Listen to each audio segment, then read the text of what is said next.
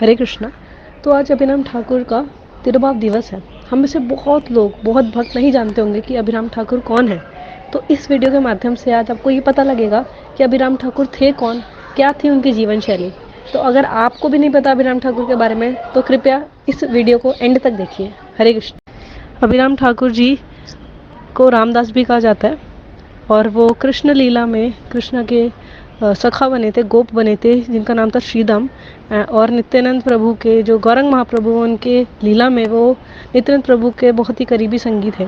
तो एक बार की लीला है ये कृष्ण लीला में कि सब कृष्ण बलराम एंड सभी गोपजन hide and seek, that is छुपन छुपाई खेल रहे थे।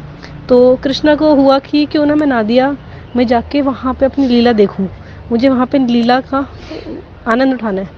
तो वो सब अपने गोप को, अपने दोस्तों को लेके चले गए और पर उन्होंने देखा कि मैं तो श्रीदाम को भूल गया हूँ एंड वो किसी गुफा में रह गए हैं। तो उन्होंने बलराम जी को बोला कि बलराम जी आप जाइए एंड श्रीदाम को वापस लेके आइए और नित्यानंद प्रभु की रूप में जाना।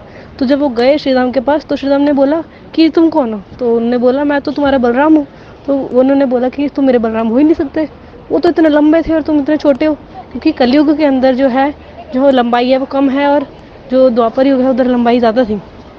तो उन्होंने बोला मैं तुम्हारा बलराम ही हूँ, तुम्हें यकीन नहीं आता तो एक काम करो, तुम भागो और मैं तुम्हें पकड़ूंगा। अगर मैं तुम्हें पकड़ नहीं पाया ना तो तुम मान लेना कि मैं तुम्हारा बलराम नहीं हूँ। तो श्रीराम भागे and Nityanand, that is Balram ji ने, नित्यानंद प्रभु ने उन्हें पकड़ लिया।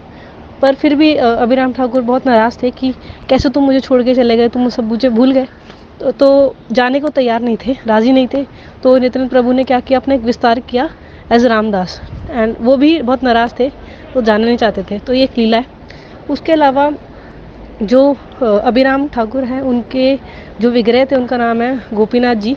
तो उनको कैसे मिले थे, तो एक बार वो स्वप्न में आए थे अभिराम ठाकुर के कि इस जगह पे मैं हूँ, मुझे खोद के आप निकालो और मेरी पूजा करो। तो ऐसे गोपीनाथ जी उनको मिले थे। ऐसा भी कहा जाता है अभिराम ठाकुर जी के बारे में कि वो जब भी किसी भी पत्थर को दंडवत करते थे तो वो उनके पास इतनी शक्ति थी कि वो पत्थर क्रैक हो जाता था, वो पत्थर टूट जाता था शालिग्राम शिला को छोड़ के।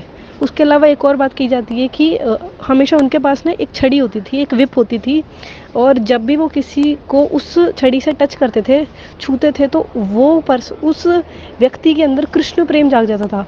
अभिराम ठाकुर है वो भगवान के साक्ष्य रस में थे, वो भगवान के साक्ष्य रूप में उनको प्रसन्न करना चाहते थे। तो एक बार की ये भी बात है कि लीला ये है कि एक समय ऐसा हुआ कि वो मतलब कृष्ण प्रेम में इतने इतने मग्न थे कि वो चाहते थे कि मैं कृष्णा की जैसे ही बांसुरी बजाऊं। तो वो देख रहे थे, हर जगह ढूंढ रहे थे कि मैं कहाँ से बांसुरी ढूंढूं। तो उन्हें एक बहुत लंबा, बहुत बड़ा पेड़ दिखा, जो बहुत ही लंबा, मतलब 16 लोग भी उसे उठा नहीं सकते थे। उस पेड़ से उन्होंने बांसुरी बनाई और बजाई। और नित्यानंद प्रभु के साथ अभिराम ठाकुर जो है प्रचार करते थे, जो कि चैतन्य महाप्रभु ने उनको सेवा दी थी प्रचार की, क्योंकि बहुत बहुत विद्वान थे एंड बहुत प्रचार करते थे। हरे कृष्णा। अभिराम ठाकुर की जय।